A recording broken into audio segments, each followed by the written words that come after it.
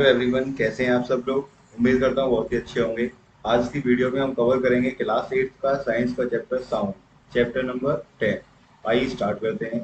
Sound का मतलब क्या है। स्कूल में आपका जैसे ही क्लास ओवर होती है तो एक बेल बजती है, तो जो आपके पास तक पहुंच रही है वो क्या है, बेल की साउंड। तो साउंड का बहुत ही इंपॉर्टेंट रोल होता है हमारी लाइफ में। ये हमें कम्युनिकेशन में हेल्प करती है। साउंड्स के जैसे आप म्यूजिकल इंस्ट्रूमेंट्स देखे होंगे, फ्लूट। फ्लूट का मतलब होता है बांसुरी, तबला, हारमोनियम। ये सभी क्या है, साउंड्स प्रोड्यूस करने वाले म्यूजिकल इंस्ट्रूमेंट। अब साउंड प्रोड्यूस होती कैसे है, क्या सभी इंस्ट्रूमेंट्स की साउंड एक जैसी होती है, वो किस चीज पर डिपेंड करता है। पहले तो आपको इंस्ट्रूमेंट्स दे रखे हैं, ये है तबला, सितार इसको, और ये फ्लूट बांसुरी बोलते हैं, ये हारमोनियम। क्वेश्चन आता है यहाँ से कि हाउ इज साउंड प्रोड्यूस्ड। तो आंसर आएगा sound is produced by a vibrating body. मतलब जहां पर वाइब्रेशंस होंगे वहां पर साउंड प्रोड्यूस होगी। आप एग्जांपल दे सकते हैं, एक बच्चा है, ये इसने एक मेटल का एक कढ़ाई या फिर एक बर्तन ले रखा है, इसको इसने लकड़ी से हिट किया, हिट करने पर साउंड प्रोड्यूस होगी। हमें महसूस करना है साउंड प्रोड्यूस हो कैसे रही है। हम अपना हाथ लगा के देख सकते हैं, ये वाइब्रेट कर रहा होगा।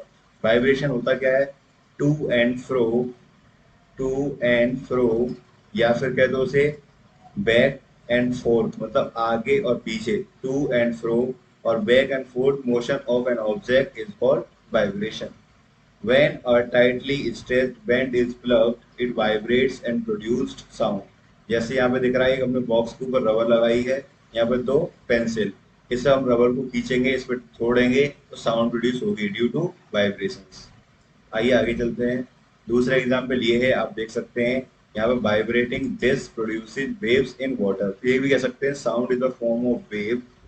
Sound is a form of wave. आप अगली क्लासेस में पढ़ेंगे, वेव दो तरीके की होती है, लॉन्गिट्यूडनल वेव्स और ट्रांसवर्स वेव। तो यहाँ पर हमने देखा कि sound is producing due to vibrations. कुछ और ऐसे इंस्ट्रूमेंट्स हैं जैसे कि मंजीरा, जिसे हम सिंबल्स बोलते हैं, घटम, नूट, जैसे मडपोर्ट्स हैं और मिट्टी से बने हुए घड़े, करताल। ये these musical instruments are commonly used in many parts of country. These instruments are simply beaten or struck. इनको हम हाथों से हिट करते हैं और ये साउंड प्रोड्यूस करते हैं। ये मंजीरा है, ये घाटम है, जैसे मड पोर्ट बोल देते हैं, कीचड़ की मिट्टी से बना हुआ। अब यहाँ पर एक एक्टिविटी तरीके आप अपने घर पे परफॉर्म कर सकते हैं। आपको लेने 5 या 6 बीकर्स, उसमें लेना हल्का हल्का सा पानी, एक में सबसे कम, फिर उससे ज़्यादा, उससे ज़्यादा, उससे ज़्यादा। फिर आपको एक रॉड से या फिर एक पेंसिल से या किसी स्टिक से उसको हिट करते हुए आना है साइमल्टेनियसली, ये लगातार। तो आपको साउंड प्रोड्यूस होगा, उसे बोलते हैं जल तरंग। क्लियर हो गया होगा। तो अब देखते हैं हम ह्यूमन के अंदर साउंड कैसे प्रोड्यूस होता है। When we speak, does any part of our body vibrate. जब हम बोलते हैं क्या हमारी बॉडी का भी कोई पार्ट वाइब्रेट होता है। Yes, in humans the sound is produced by the voice box or larynx. जो ह्यूमन बींग्स होते हैं उनके अंदर साउंड प्रोड्यूस होता है, वो किसकी वजह से होता है, वॉइस बॉक्स, और उसका दूसरा नाम है larynx. It is at the upper end of the wind pipe, और ये हमारी जो विंड पाइप होती है उसके ऊपरी हिस्से में पाया जाता है।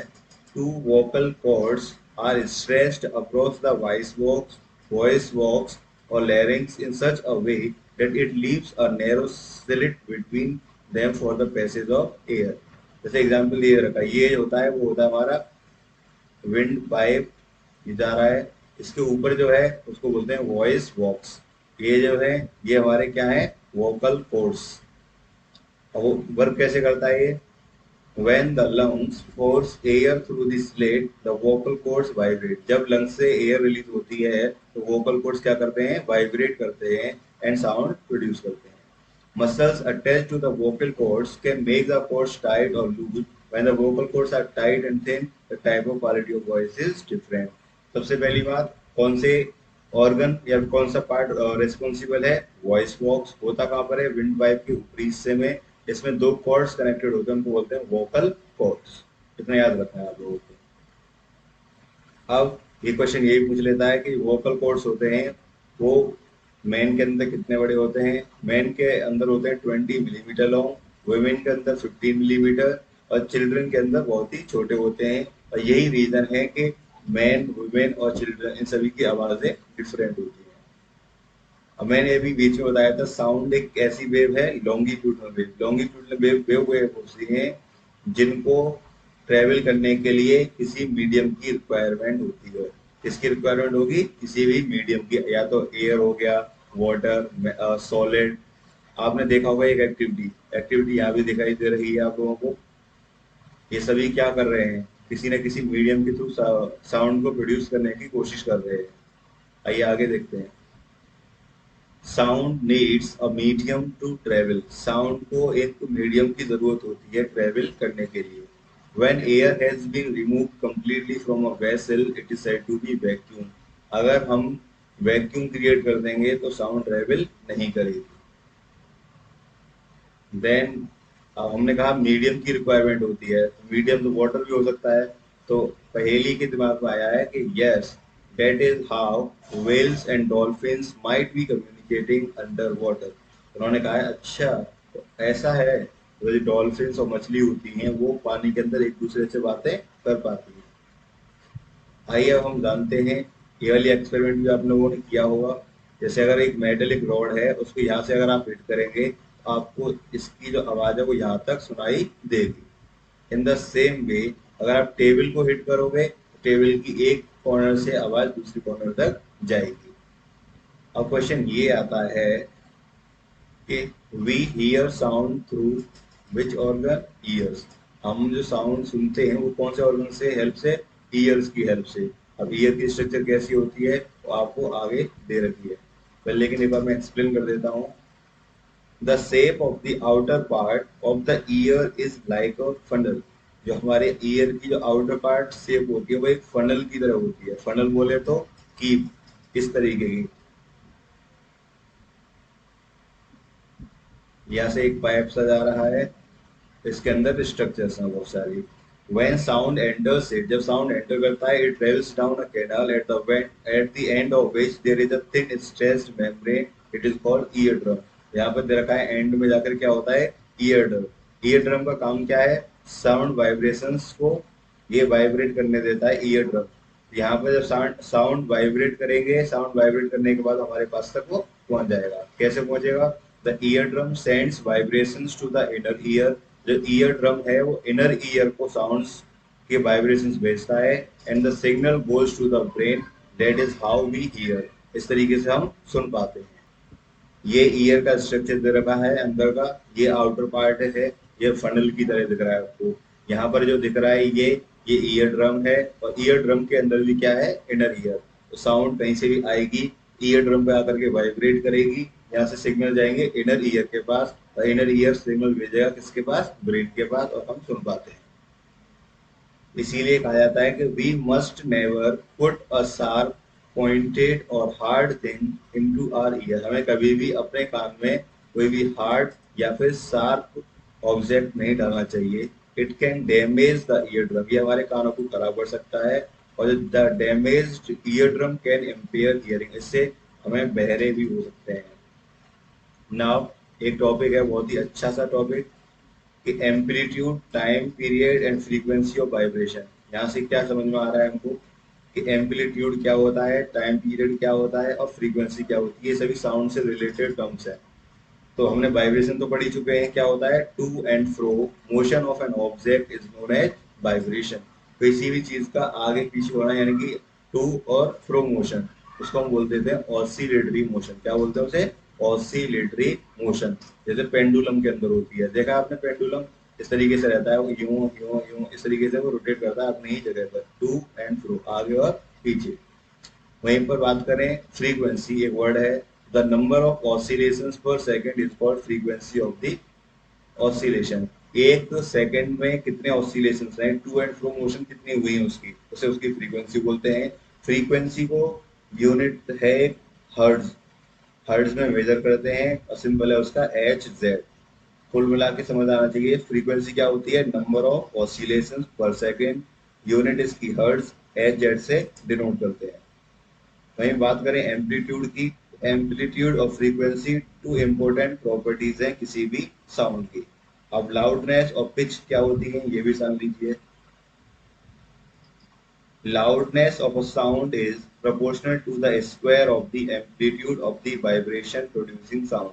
जो loudness है वो amplitude के square पर depend करता है. Amplitude क्या होता है? Amplitude का मतलब है किसी भी चीज की या किसी भी साउंड की कितनी आप इंटेंसिटी मान लो. इंटेंसिटी से मतलब है जैसे ये होता है वैसे एम्पलीट्यूड. जैसे ये कोई एरिया है, यहाँ पर आके टकराएगी डायरेक्ट रे, ये एम्पलीट्यूड हो गया. तो साउंड के केस में क्या होगा, जो ईयर ड्रम तक जो आ रही है वाइब्रेशन जो साउंड की रेट वो कितनी है, वो उसका एम्पलीट्यूड हो गया. और साउंड कितना लाउड होना है वो डिपेंड करता है एम्पलीट्यूड के स्क्वायर के ऊपर. किसके? एम्पलीट्यूड के स्क्वायर के ऊपर.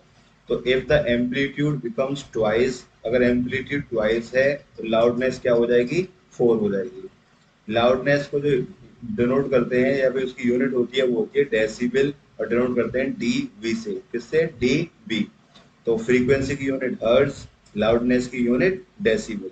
ये दे रखा है आप लोगों को. जो नॉर्मल ब्रीथिंग लेते हैं हम उसकी लाउडनेस 10 डेसिबल.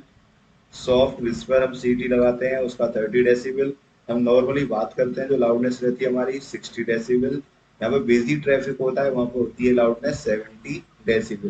वहीं बात करें एवरेज फैक्ट्री के अंदर तो होता है 80 डेसिबल. और 80 डेसिबल से ऊपर की जो साउंड होती है वो नॉइज में कन्वर्ट हो जाती है. वो प्लीजेंट रिंग होती है, उसको बोलते हैं हम ये नॉइज पॉल्यूशन क्रिएट कर रही है. नाउ हम बात करें अब, तो लाउडनेस किस पे डिपेंड करता है? एम्पलीट्यूड पर. अगर एम्पलीट्यूड बहुत ज्यादा है तो साउंड जो प्रोड्यूस होगी बहुत ज्यादा लाउड होगी. अगर एम्पलीट्यूड कम है तो साउंड जो होगी वो कम होगी, मतलब फीबल होगी. तो एम्पलीट्यूड के स्क्वायर पे डिपेंड कर रहा है क्या? लाउडनेस.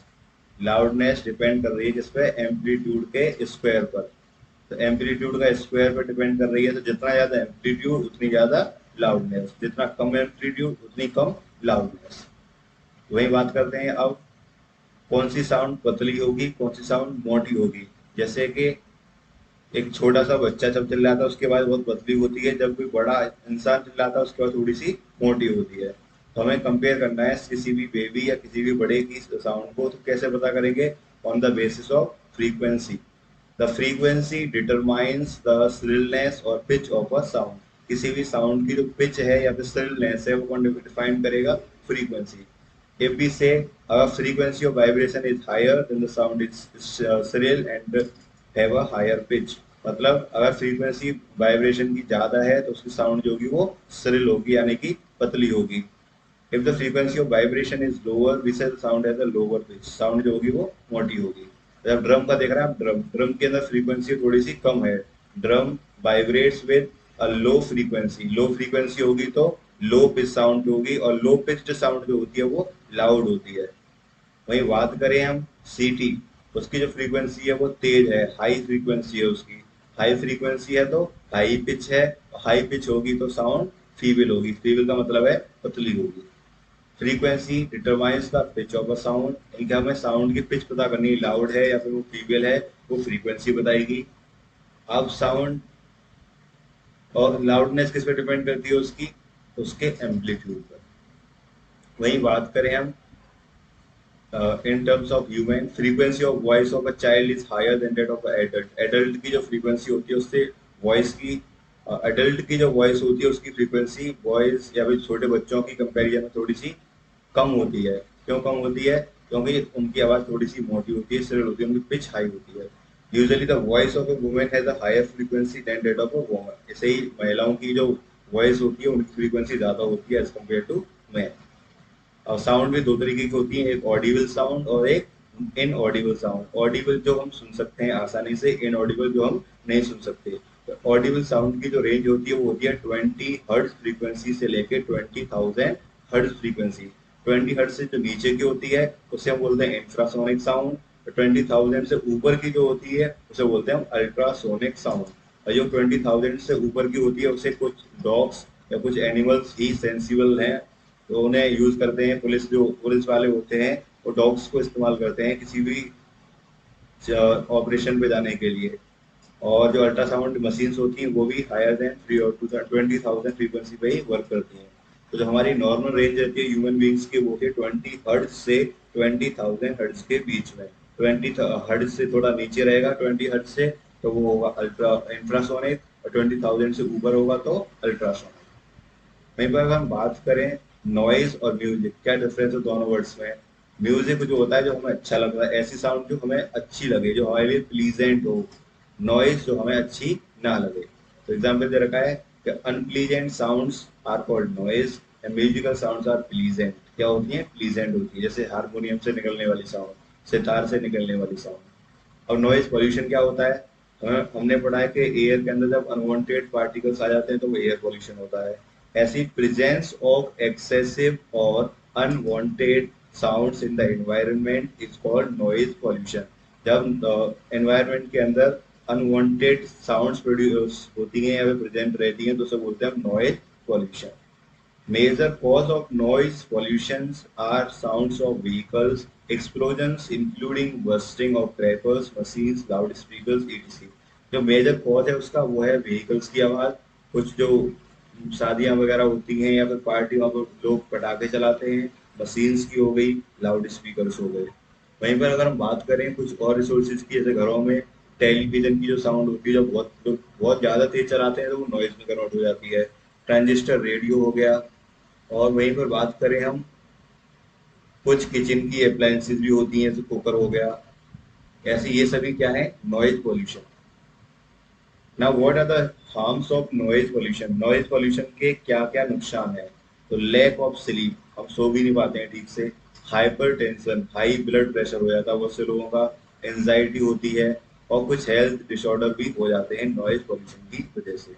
कभी कभार तो किसी के कान भी काम करना बंद कर देते हैं अगर ज्यादा हाई लेवल का नॉइज पोल्यूशन है तो कैसे कम कर सकते हैं नॉइज पोल्यूशन को? तो साइलेंसिंग डिवाइसेस। हम जैसे मोटरसाइकिल्स में आज के टाइम साइलेंसर लगे होते हैं, लेकिन कुछ लोग निकलवा देते हैं साउंड प्रोड्यूस करने के लिए। बुलेट होगी उसकी आवाज बहुत खतरनाक होती है। इन द सेम सेंस, अगर हमें नॉइज पोल्यूशन को कंट्रोल करना है, देन हम साइलेंसिंग डिवाइस लगा सकते हैं उनके अंदर, इंडस्ट्रियल मशीन्स के अंदर और होम अप्लायंसेस के अंदर। अब किसी रेजिडेंशियल एरिया से हम दूर भी लेके जा सकते हैं, जो फैक्ट्री वगैरह हो, तो वहाँ पे भी साउंड जो होगी नॉइज कम प्रोड्यूस होगा।